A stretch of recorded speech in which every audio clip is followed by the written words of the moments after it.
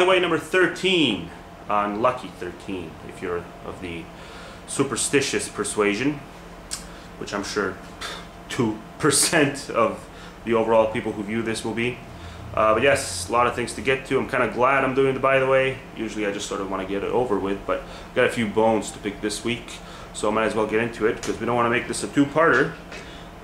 Starting off with, unfortunately, we got to go back to the Thunderfoot thing once again, because even though I had a nice exchange, I thought it was a nice exchange that, you know, conclusively proved, logically proved, that it was a subpar debate. I had a nice little text debate with Oojama Flipper, but apparently no. He made a video and he pretty much just argued the same stuff he argued before I had made my text debate to him, which was more than adequate. And so I guess we gotta go over it again in a video. Okay, your number one point. What was it?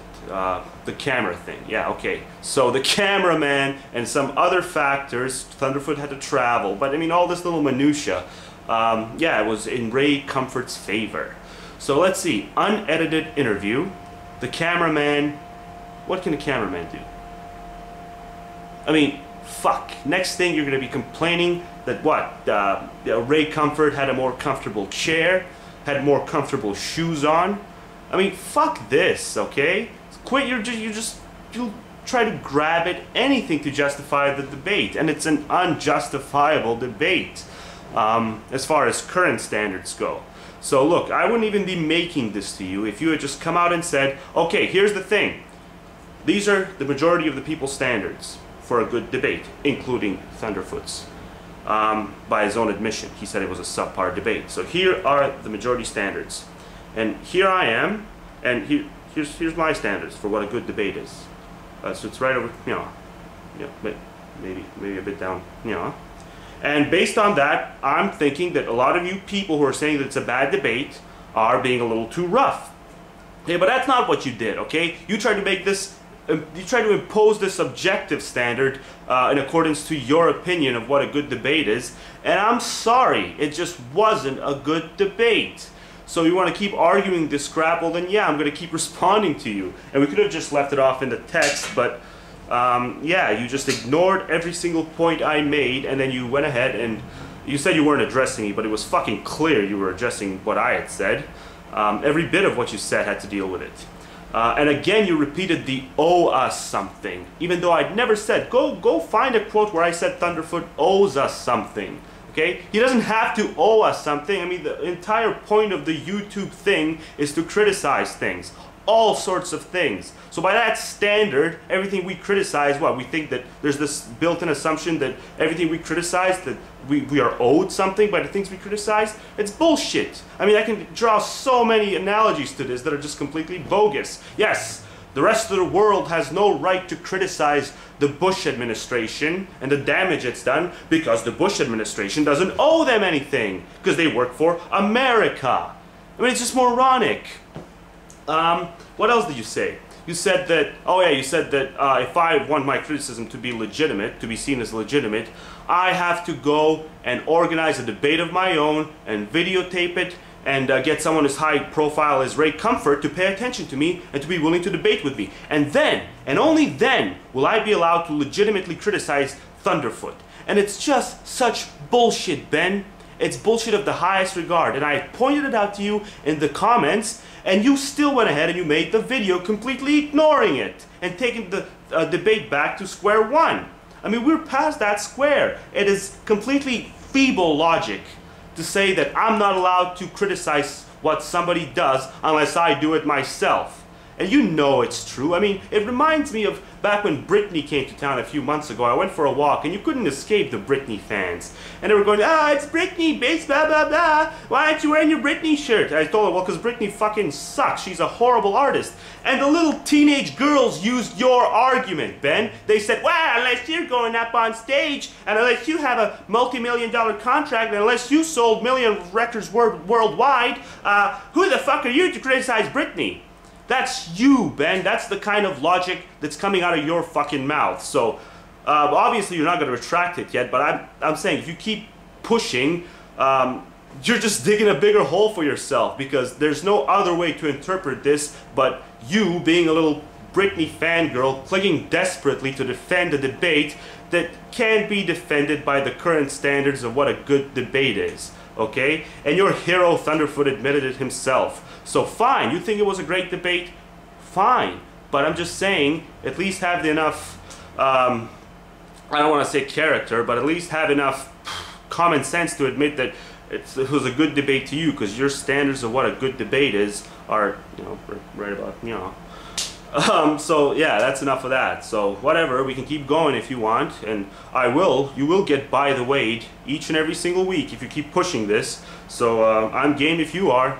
But yeah, I don't think there's anything else that needs to be said. I think it's an open and shut case. So moving on. What other things? The feminism thing. Okay, so obviously feminism. Okay, so unfortunately, it's not a topic that I'm extreme on one side as opposed to, you know, another, which is usually the case I take. Pretty much every single issue I discuss here, I take an extreme stance. I don't do any of this middle of the road shit. But yeah, feminism is a little middle of the road for me, because on one hand, okay, anyone who wants to say that somehow the clothes that you wear in any way have an impact on what's in your head, your intelligence, they're full of shit, okay? And anyone who wants to do this gender role crap where, yes, men are allowed to do this and women are allowed to do that, but they're not allowed to intertwine or anything like that, that's bullshit too. So for the feminists arguing for that, I say thumbs up. Now, the reason, what's her name? Boundless something? I can't remember her name. I haven't seen a single one of her videos, but I was very disappointed to see all the rabbit commenters pretty much tear her apart and psychoanalyze her to pieces. The impression I got from what her main gripe was that she did not want to conduct herself in a way which would result in her getting subs the easy way. Okay? Even though she could, I saw pictures of her, she's not bad looking, I think she could. Even though she could get subs, you know, by doing the you know, breast hanging out thing and all that kind of stuff, she still doesn't want to do it. And I think that's admirable. I don't think there's anything wrong by saying that that's admirable. If you want to gain subs by strictly doing the substance thing, the substance over style thing, I don't think you should be psychoanalyzed for that. Especially considering that, you know, what's her name? Oh, I can't remember now the name.